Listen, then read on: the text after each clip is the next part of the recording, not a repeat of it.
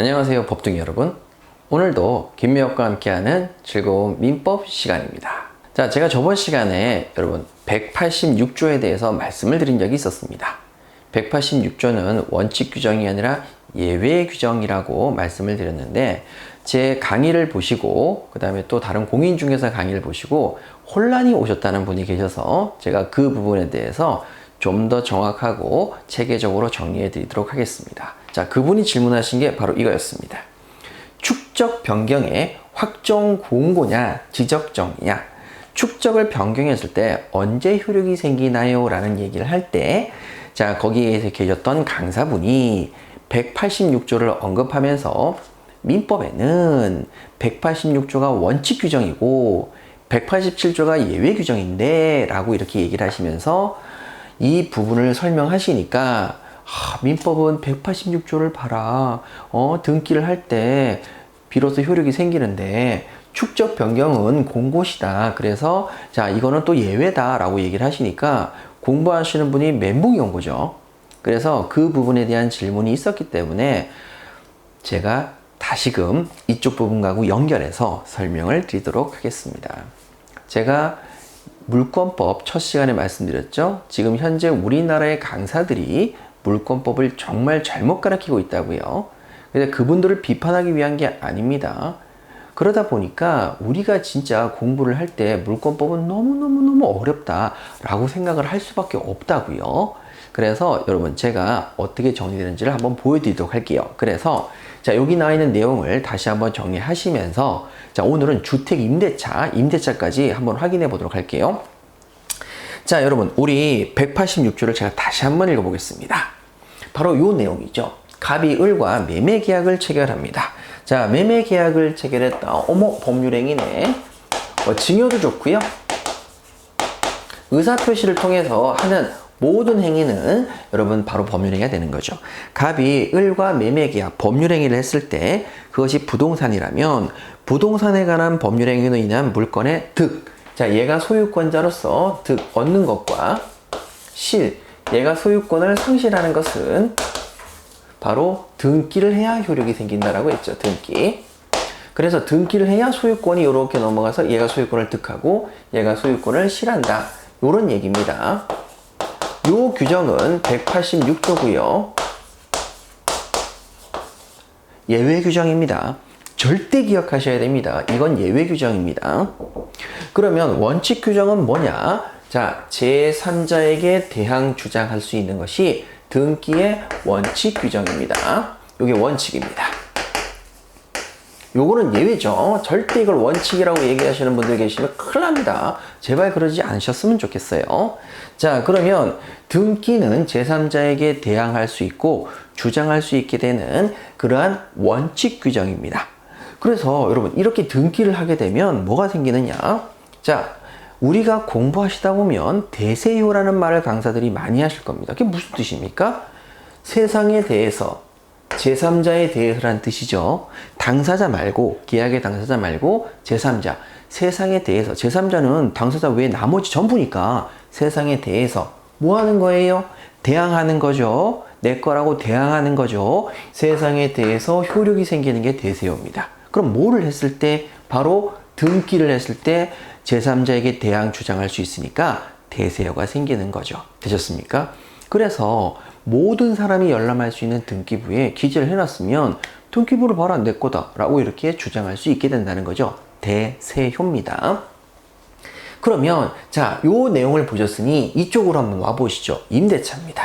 자, 임대차는 여러분, 이건 물권 계약이 아니죠. 둘이서 임대차 계약만 체결한 채권 계약입니다. 그러면 B는 누구에 대해서 자신의 임차권을 주장할 수가 있습니까? 계약을 체결한 A, B 사이에서만 체결한 두 당사자 사이에서만 임대차 사실을 주장할 수가 있죠. 자신의 임차권을 주장할 수가 있습니다. 이걸 뭐라고 하죠? 제3자에게 대항 주장을 못하는 대인효, 특정한 사람에 대해서만 주장할 수 있는 효력, 이렇게 되어 있는 거죠. 그래서 채권은 대인효라는 것은 등기를 하지 않기 때문에 제3자에게 대항할 수가 없어서 대세화가 되지 못하고 거래계약을 체결한 그 사람에게만 너 나랑 계약했으니까 나랑 알지 않니? 하고 자신의 임차권을 주장할 수밖에 없는 겁니다. 그러면 자, 원칙 내용을 한번 보세요. 원칙을 여러분 철저히 기억하시는 게 바로 민법을 잘하는 지름길입니다. 자, A라는 사람이 매매 계약을 통해서 자신의 소유권 등기를 C한테 넘깁니다. 이거 뭐지요? 바로 우리 공부하셨던 요 내용이지요. 법률행위를 통한 부동산 물권의 득실 변경은 이건 법률행위를 통한 득실 변경이니까 예외네. 그러니까 이 경우에 등기를 해야만 소유권을 득실 변경하는 거죠. 등기를 하게 되면 얘는 소유권을 C라고 얘는 소유권을 취득하게 되는 거죠. 자, 그러면 여러분 여기 나와 있는 C라는 소유권자를 한번 보세요. B랑 임대차 계약을 체결한 적이 없습니다. 그럼 B가 C한테 자신의 임차권을 주장할 수가 있을까요? 대인효죠. 당연히 없습니다. 이게 원칙이죠. 이거를 안 가르친단 말이죠. 큰일 납니다, 진짜. 이거를 가르쳐야 되는 거죠. 임차권을 주장할 수가 없습니다. 그러면 자, C라는 사람이 B 보고 나가. 그럼 나가야 됩니다. 임차권을 주장 못하니까 나가라 그러면 나가야 되는 거죠. 되셨죠? 그래서 임차인들이 집을 쫓겨납니다. 그런 임차인들을 보호하기 위해서 그러면 어떻게 하면 되겠습니까? C라고 하는 제3자에게 임차권을 주장할 수가 있으면 안 나가도 되겠죠. 자, 그래서 엄청 이상한 제도를 만들죠. 그게 바로 뭡니까? 임차권 등기 제도입니다. 임차권에 등기를 한다고? 왜 하겠습니까? 집에서 쫓겨나는 임차인들을 보호하기 위해서 대세요를 만들어줘야 됩니다. 나 임차인이라고 새로운 소유자에게 임차권을 주장할 수 있게 만들어줘야 되는 거죠. 바로 요겁니다. 그래서 임차권에 무슨 제도가 들어옵니까? 등기라는 제도가 들어옵니다. 그러면 저랑 같이 그 등기 제도를 한번 읽어보시면 이 말이 맞구나 라는 걸 느끼시게 되죠. 자, 제 621조입니다. 이제 채권편이죠.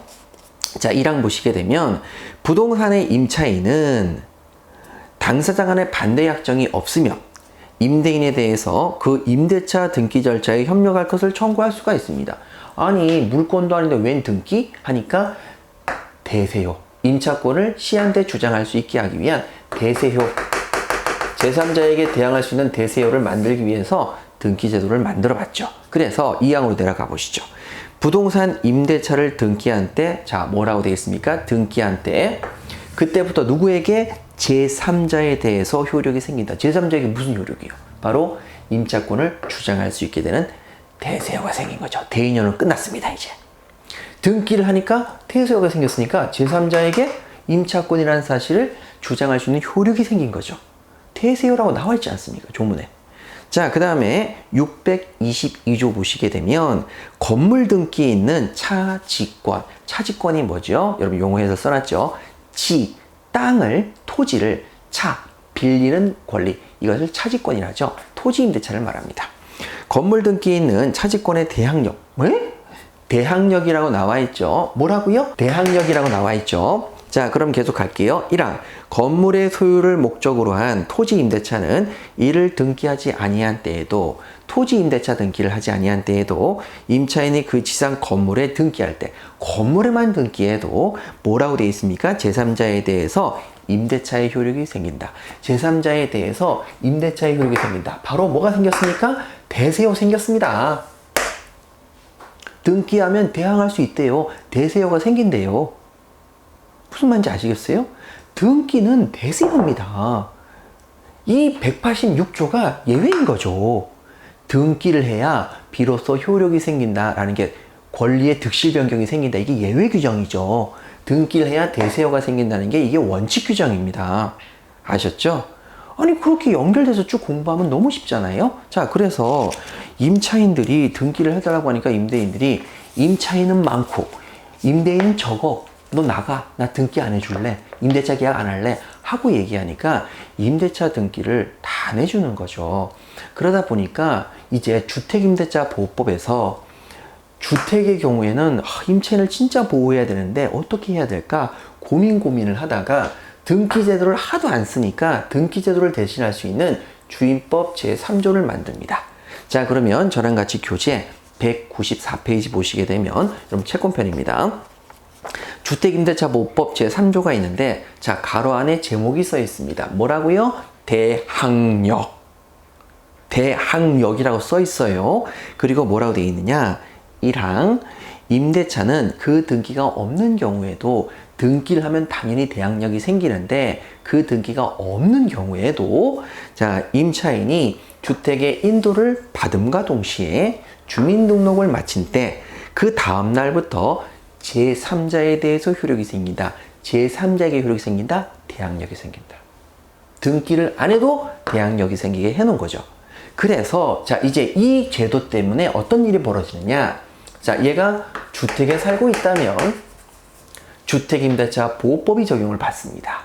그러면 자, 소유자가 바뀌어도 자신의 임차권을 주장할 수가 있게 되는 거죠. 뭘 안 해도, 등기를 안 해도.